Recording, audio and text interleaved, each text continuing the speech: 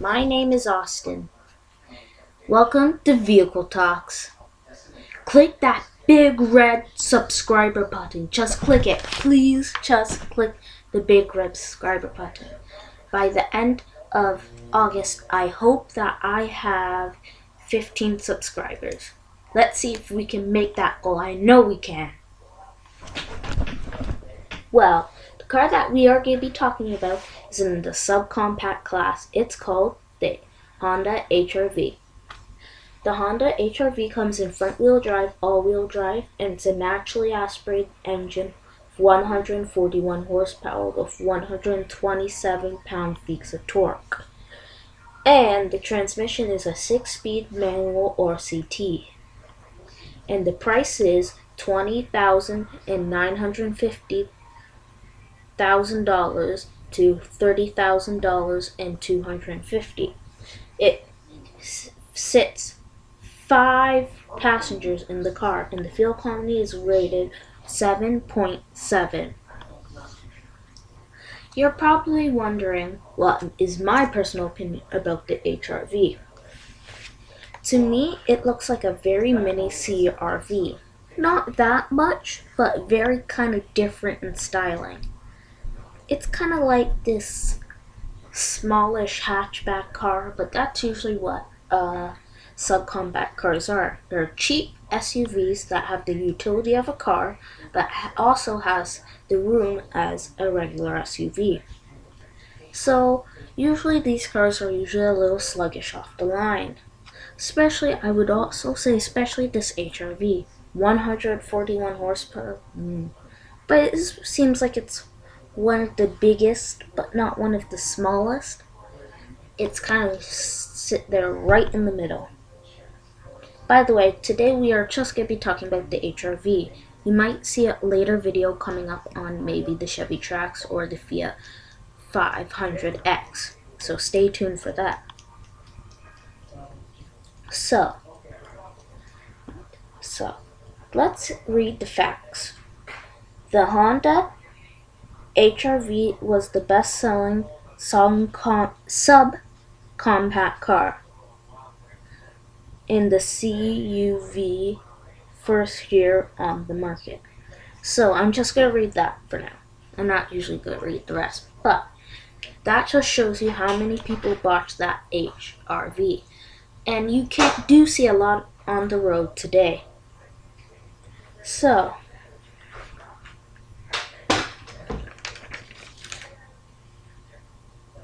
yeah, my personal opinion on the HRV, it seems like a very nice, kind of good-looking car, but it's usually a luxury to have automatic transmission. I'm not going to be moaning and complaining about that this time. I'm just going to be not as happy it does not have an automatic, but still pretty fine.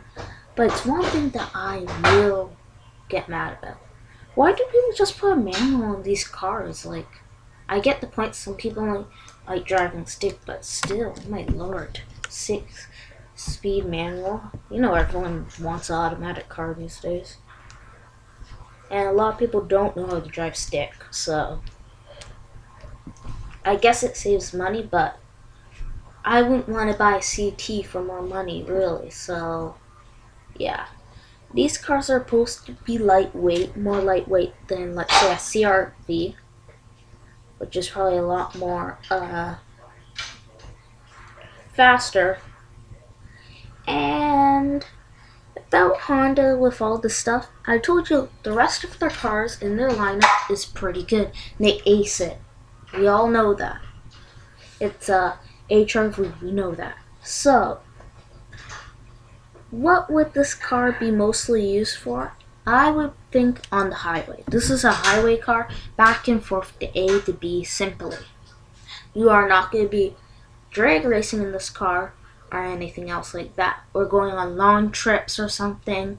This car would be a comfortable ride, I think. Especially now in these days, that a lot of people can't afford a brand new CRV, but some people can afford a HRV.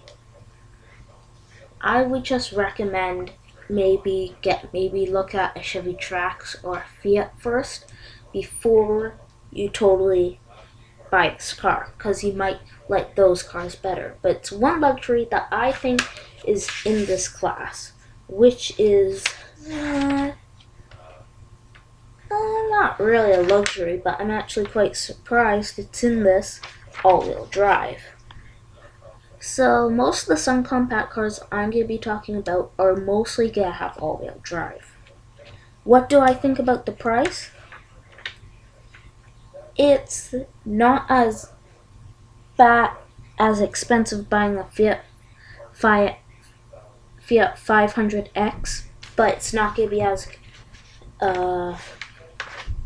cheap as a Chevy Trax, which is something actually quite surprising. Chevy's cars are really expensive, and they're right down to the bone expensive. I'm just going to read off the Chevy's Traverse. That's a really big SUV's price. $34,000 and $530 to $51,000.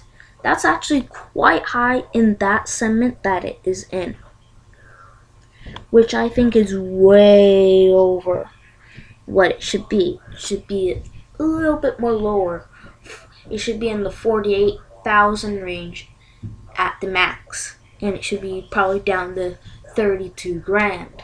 So you can see why I'm actually quite surprised the Chevy Trax is less expensive. But this video isn't so much about the Chevy Trax, it's about the Honda HRV.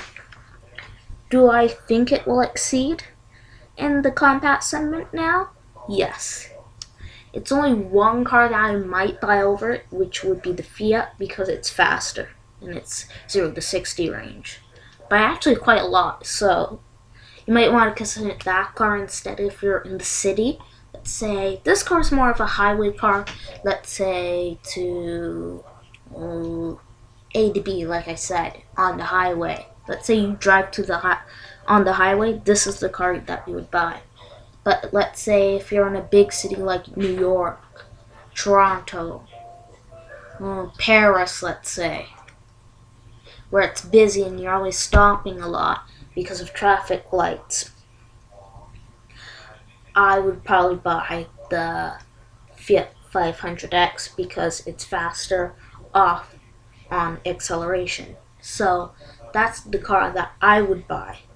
But if you're going to be going on the highway every day, this car is a reliable car that'll get you to A to B in a comfortable, nice way. So do I recommend it? To highway buyers that they know that they're going to be using this car for the highway. If they're not using this car for the highway, forget about this car. This car is not going to be the best in the city. Go buy yourself a Fiat 500X, but it's a little bit more expensive. If you're buying right down to the standard price, go get yourself a Chevy Trax to save a little bit of money. Maybe you can get one more option on the Chevy Trax. 21 grand's your max. I would probably just buy the Chevy Trax because you're just looking to save money. But if you're looking for like a 20, right in the middle of the compact segment, you would probably be $25,000 just for right in the middle between non-fully loaded and fully loaded. Because if you're gonna buy a CRV, you gotta at least have 26 grand and $690,000. So just saying that you might just want to buy a compact car, a subcompact car. But if you're looking for a fully loaded car, I just recommend you get a CRV. This car is supposed to be for saving money. Or if you do want the small little car, then sure, go ahead and take that car. Maybe you might get a little bit more options because you're not as deep into the price as in the CRV. So this was a short review. You'll probably be getting about 2 or 3 more reviews. So stay tuned. Keep those notifications up and subscribe, guys.